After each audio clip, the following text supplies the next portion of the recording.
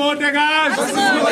Massimo dégage! Massimo dégage! Le retour de Douaï! Le retour de Douaï! Moussa Diagne dégage! Moussa Diagne dégage! Moussa Diagne dégage! Moussa Diagne dégage! Avant Moussa Diagne! Massimo dégage! Natem! C'est toute l'équipe de Massimo. Moussa Diagne mi.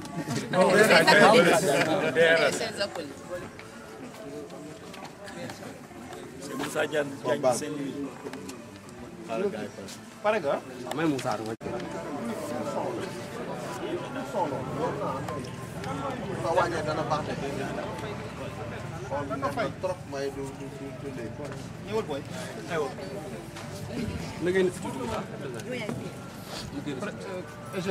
non yéen da ngeen taxaw moom mooy ok c'est bon. J'ai rouge bi yaa ngi ko def le papier bu bees nga génne baax. C'est bon.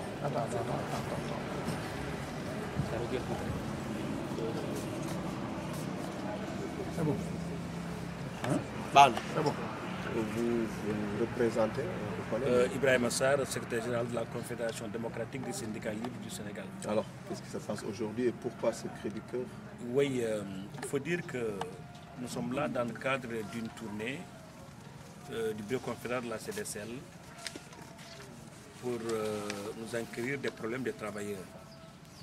L'étape de Richard Toll est d'autant plus importante que ça coïncide avec les difficultés que vivent les travailleurs au sein de l'entreprise Seine-Huile. C'est une entreprise qui elle-même est malade. Elle est malade de la mauvaise gestion du patronat. Elle est malade du fait que l'employeur, le nouvel employeur, est en train de fouler au pied notre législation du travail et de remettre en cause les acquis des travailleurs et ceux des populations. En ce qui concerne les travailleurs, nous nous sommes rendus compte que les droits les plus élémentaires ne sont pas respectés au sein de cette entreprise. Les travailleurs n'ont pas de conditions d'hygiène et de sécurité et d'une bonne santé au travail. Ils sont soumis à des licenciements arbitraires et abusifs. Leurs maigres salaires sont en train d'être rognés parce que le patron a pris une décision unilatérale d'envoyer une bonne partie des travailleurs et d'imposer à ceux qui doivent rester une diminution drastique des salaires. Ce à quoi nous nous opposerons. La CDSL, ses démembrements et l'ensemble des organisations syndicales vont s'opposer énergiquement à ce que l'employeur veut faire. Nous nous sommes rendus compte qu'il a brandi des menaces. Il a demandé aux travailleurs de signer des départs négociés forcés en leur proposant des maigres sommes. Et s'ils ne l'accepteraient pas, qu'ils seront purement et simplement licenciés. Il a déposé une liste devant l'inspection du travail. Nous avons constaté un vice de forme. Cette liste a été renvoyée, mais il a récidivé. Il a renvoyé encore la même liste pour vouloir se séparer des anciens travailleurs, rompre leur contrat de travail à durée déterminée, indéterminée, pour les réduire à des travailleurs journaliers. Et nous avons dit que trop c'est trop. Les travailleurs ont ras-le-bol et nous sommes en train de nous organiser pour mettre en place un plan d'action qui consiste à faire face à ce patron qui n'a aucune sensibilité sociale, qui est cynique en son genre, avec ses acolytes bien sûr, qui l'aident à exécuter sa sale projet. Et nous avons donc écouté les travailleurs, les délégués du personnel, quelques travailleurs qui sont venus élargir cette réunion. Cela nous permet de mettre en place une stratégie qui consiste demain à retourner à l'inspection du travail pour dire à l'inspecteur de rejeter purement et simplement le dossier qui va être déposé à son niveau. Parce que ce dossier n'obéit à aucune règle.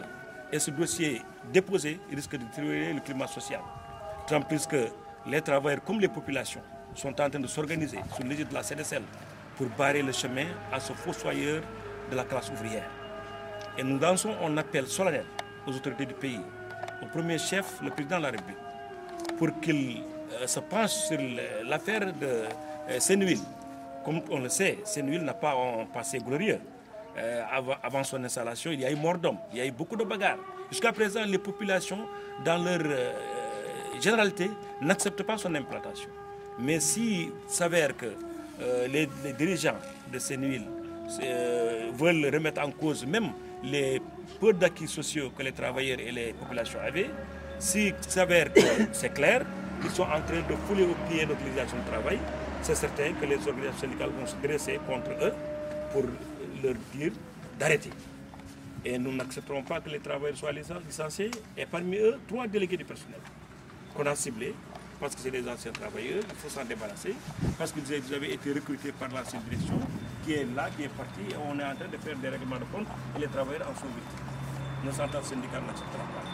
Et nous pensons que les autorités vont se pencher sur Senwil, et on va adresser des correspondances au préfet de Dagana, au gouverneur de la région de Saint-Louis, au président du tribunal du travail de Saint-Louis, à l'inspection du travail, mais bien sûr, un document bien élaboré au président de la République, au ministre du Travail. C'est bon. Aujourd'hui, combien d'agents sont poussés à la porte? On a ciblé 100 travailleurs. 100 travailleurs à qui on a demandé de venir signer obligatoirement des demandes de départ négociés. C'est des départs forcés, en leur proposant des sommes. Parce qu'on pense qu'un départ négocié est librement discuté entre l'employeur et le travailleur. On ouvre une liste anonyme et chacun s'inscrit s'il désire de partir. Mais lui, il sort une liste, il cible des gens pour dire c'est vous qui allez discuter votre départ, sinon je vous licencie. C'est une centaine de travailleurs. Certains, malgré eux, ont signé, d'autres ont refusé de signer. Ceux qui ont refusé de signer, leur dossier est pendant devant l'inspection du travail. Et ils récidivent pour reprendre la même liste pour dire que ces gens-là, il faut qu'on les licencie. C'est là où nous disons que l'inspection du travail, non seulement a joué les bons offices, mais doit lui dire que ça, c'est en violation de la réglementation du travail, en lui envoyant une mise en demeure qui lui permettra de respecter notre législation. Et c'est pourquoi nous n'allons pas nous croiser les bras face à cette situation dramatique, face à cette injustice qui est là, patente, et que les autorités du pays ne doivent pas l'accepter dans la situation actuelle du Sénégal.